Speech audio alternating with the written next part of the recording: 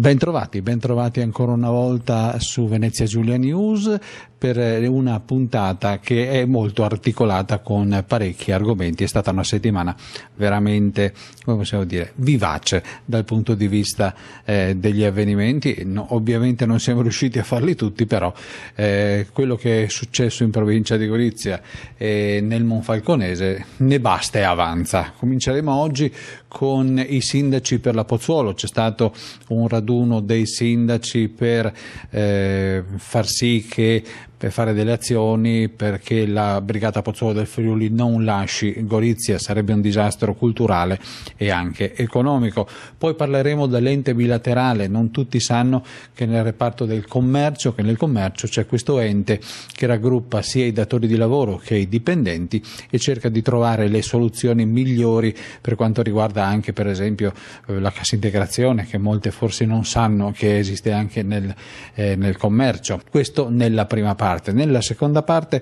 ci sarà la presentazione del Carnevale goriziano. Si dice che sia il più bel percorso, indipendentemente se è il più bel carnevale, ma sia uno dei più bei percorsi per fare la sfilata di carnevale. È stato presentato il Carnevale goriziano è, a dire la verità, un fine settimana all'insegna del divertimento. Poi parleremo del fatto di cronaca dell'omicidio di Panzano e alla fine uno degli argomenti più importanti che sono successi in questa settimana, ovvero la dimostrazione, diciamo le rimostranze, una manifestazione civile che i commercianti hanno fatto in più parti della nostra provincia, Gorizia, Monfalcone e anche Gradisca, ovvero la consegna delle chiavi ai primi cittadini, che stava a significare che ormai se non si cambia qualcosa il commercio locale se la vede brutta. Ma chiudiamo tutto il riassunto. Primo argomento: i sindaci per la Pozzuolo. È rivolta nell'Isontino contro la decisione del governo di sciogliere la Brigata Pozzuolo del Friuli di stanza a Gorizia. La sensazione è che lo Stato Maggiore Esercito voglia agire il prima possibile per paura che un eventuale nuovo governo possa impedire questo spostamento. Ma diciamo il fulmine a ciel sereno di questa accelerazione dopo anni di trattative e di rassicurazioni da parte dello Stato Maggiore Esercito è stato effettuato proprio in un periodo in cui le Camere sono sciolte e parlare, riuscire a trattare con il governo, con il Ministro della Difesa, con i sottosegretari è praticamente impossibile, se non inutile.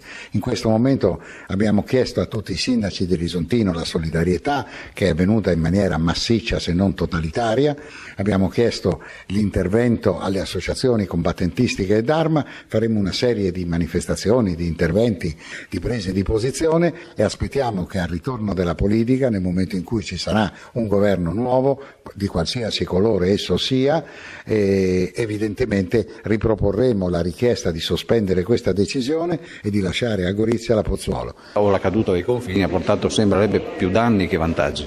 No, il problema vero è che solo noi ci abbiamo creduto al superamento del confine. A Roma sono ancora fermi in via Lattea, non hanno ancora capito dove è arrivato il nostro paese. Per noi invece è stata una speranza, ci abbiamo creduto, siamo andati lì a buttare giù le stanghe, abbiamo pensato di essere arrivati finalmente a un sistema di regole europee nelle quali il merito, la competenza, la serietà, le regole facessero funzionare. E invece non è così, siamo sempre la solita Italia pastrucciona che insomma si ammanta di parole forbite, però alla fine stringi è sempre la vecchia gestione del potere. Soluzioni? La soluzione innanzitutto, adesso ci sono le elezioni politiche, le elezioni regionali, bisogna dare una svolta, io penso, ma soprattutto credo che qui da noi dobbiamo ribadire da una piccola provincia ai confini dell'impero che non ci sarà futuro per il nostro paese se non saremo tutti uguali sotto il sole. Ma si potrebbe ripensare Gorizia, diventare dai confini dell'impero centro dell'Europa? Noi l'abbiamo già ripensata 1000 volte, noi abbiamo buttato giù i confini, abbiamo fatto qua con Prodi l'apertura dell'Europa. La provincia di Gorizia ha 60 progetti europei in campo, di cui più della metà finanziati. Cos'è che dobbiamo essere più europei di così, più pensare di così? qui viene gente che non sa nemmeno parlare in italiano, figuriamoci se lo facciamo parlare in italiano, sloveno e friulano. E questo è il problema. Abbiamo creduto nelle parole che ci sono state dette e ci siamo girati e abbiamo trovato una classe politica nazionale totalmente incapace e inetta e che va cacciata, punto. Una teoria che potrebbe rafforzare il mantenimento della brigata, ovvero la non presenza militare a Gorizia, nella provincia, qualora la Pozzuolo se ne andasse, cioè? Purtroppo è proprio così. Gorizia rischia di essere da qui a breve l'unica provincia della regione a non avere più presenza militare.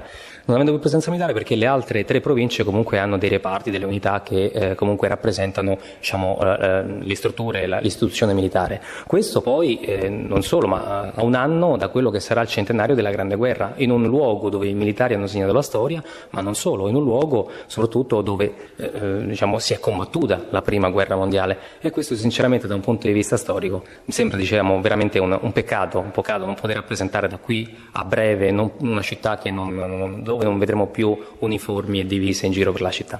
Indipendentemente uno se è militarista o antimilitarista, però il fatto è che da Soglia dell'Occidente, infatti la famosa Soglia di Gorizia era la causa di tutte le caserme, a niente di esercito, è una specie, una contraddizione. Purtroppo bisogna fare i conti con la realtà dice proprio questo, fermo restando che poi diciamo, qui ci sono persone di altre generazioni che hanno convissuto, hanno condiviso con i militari, perché ricordiamo che sono 80 anni che i militari girano per questo territorio isontino, perciò qui c'è proprio un discorso che è viscerale, ma proprio all'interno della struttura e all'interno dell'organizzazione sociale, cioè il militare qui è vissuto come integrato totalmente nel tessuto sociale, e purtroppo questo a breve rischia di venir meno. Si parla di piano B, il consigliere Oretti ha proposto anche un piano C. Che cosa significa?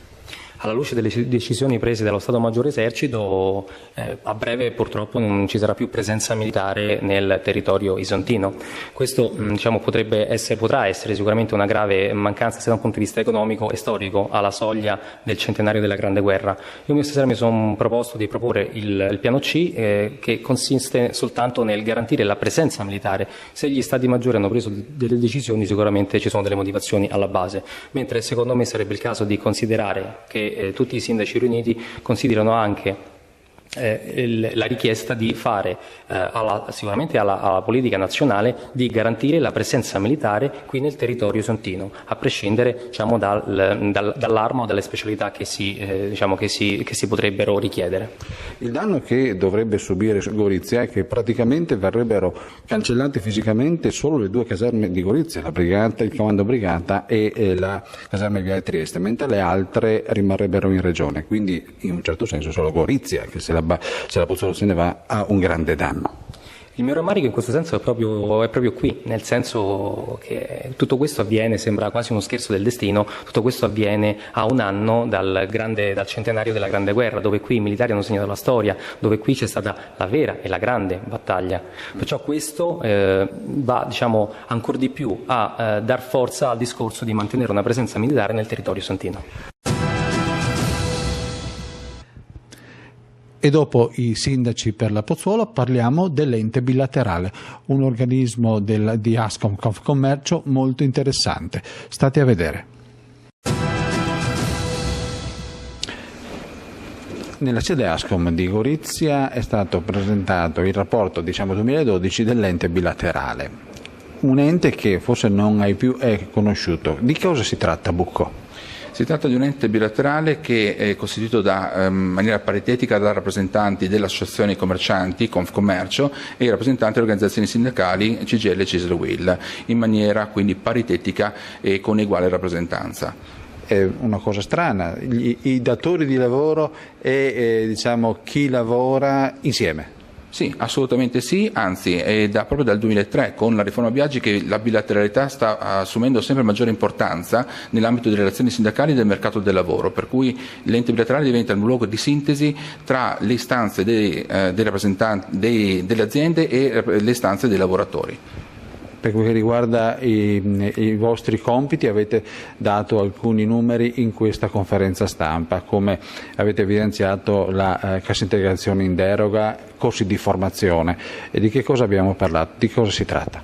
Sì, soprattutto in queste situazioni di crisi l'ente bilaterale diventa ancora più importante, in quanto insieme si riescono a trovare delle soluzioni adatte per le aziende, come l'utilizzo della cassa integrazione. In questo caso quindi l'ente bilaterale diventa il luogo in cui vengono stipulati gli accordi di cassa integrazione, e anche tenendo conto che l'ente bilaterale per le aziende aderenti eroga a favore dei lavoratori una forma di integrazione al reddito che si affianca a quello che dà l'INPS, pari a €1 per ogni ora di cassa integrazione che il lavoratore ha fruito.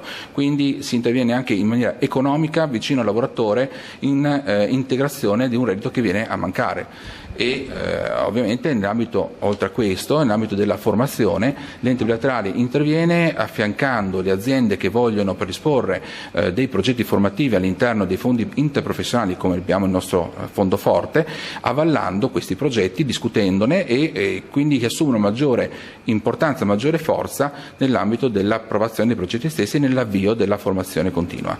Per quel che riguarda la formazione, l'avete detta che è un vantaggio vero e proprio, addirittura vengono inseriti anche dei tutor e altre cose in questo piano.